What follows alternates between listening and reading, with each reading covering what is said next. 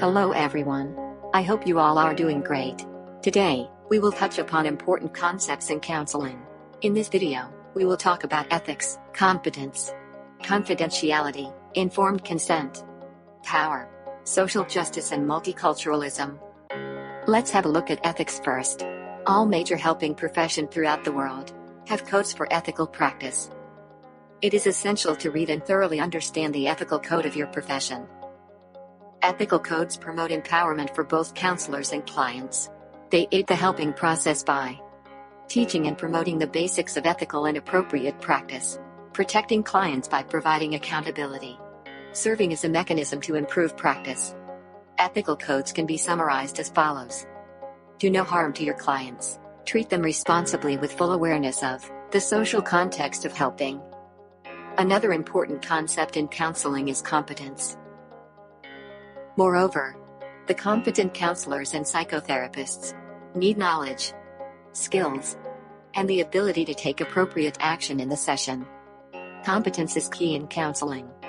Let's have a look at an example.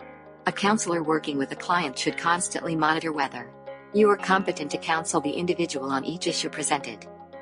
For instance, suppose the counselor is helping the client work out difficulties occurring at work, but you discover a more complex problem that requires family counseling. The counselor may need to refer the client to another counselor for family counseling, while continuing to work with the job issues. Confidentiality is also very important. Counselors must abide by the ethical code of conduct and ensure confidentiality. Since all of you in the audience are students taking this course, you are a beginning professional. You usually do not have legal confidentiality. Fourthly, informed consent is an essential concept in counseling as well. When counseling is initiated, and throughout the counseling process as necessary, counselors inform clients of the purposes, goals, techniques, procedures, limitations, potential risks, and benefits of services to be performed, and other such pertinent information. Now comes the concept of power differential. Human service professionals are aware that, in their relationships with clients, power and status are unequal. Therefore, they recognize that dual or multiple relationships may increase the risk of harm to, or exploitation of, clients, and may impair their professional judgment. Dual relationships occur when you have more than one relationship with a client, which leads to a concept of conflict of interest. Based on this power differential, the client may begin counseling with perceived lesser power than the counselor. Social justice is another concept in counseling. Let's have a look.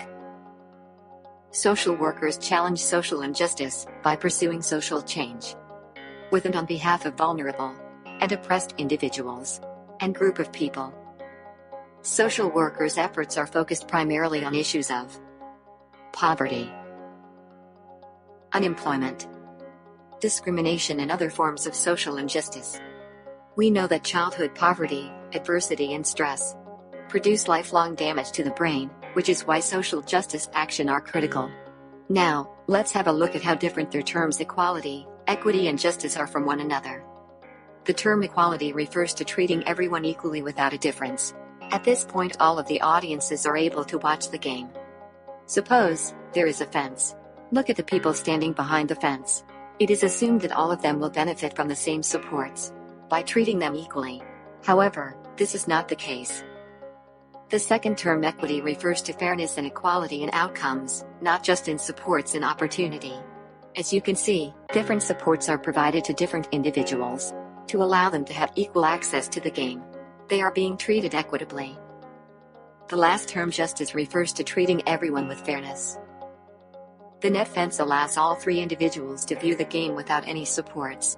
Hence, the root cause of inequity has been addressed. The last concept we will discuss today is multiculturalism. The concepts of culture and context are central to empathetic counseling relationship. In addition to that, counselors should use language empathetically, and they are urged to use terms that the client prefers. This means that we should let clients define the name to be used for their cultural background. There are often cultural assumptions and stereotypes based on which certain people have privilege. These assumptions include European American being unaware of the advantages they have because of the color of their skin. This idea of special privilege has been extended to include men, those of middle or upper class economic status, and others in our society who have power and privilege.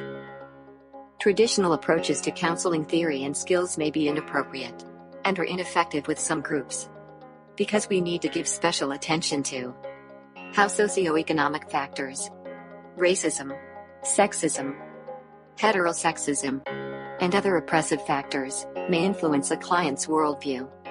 In USA, racial minorities still have more school dropouts and tend to be more dissatisfied with the educational system at all levels. Furthermore, beyond the schools, minorities encounter more poverty and violence, income disparities, and a variety of discriminatory situations. These large and small insulting slights, termed microaggressions, result in many physical and mental health problems. I hope by now you have developed a thorough understanding of the important concepts of counseling.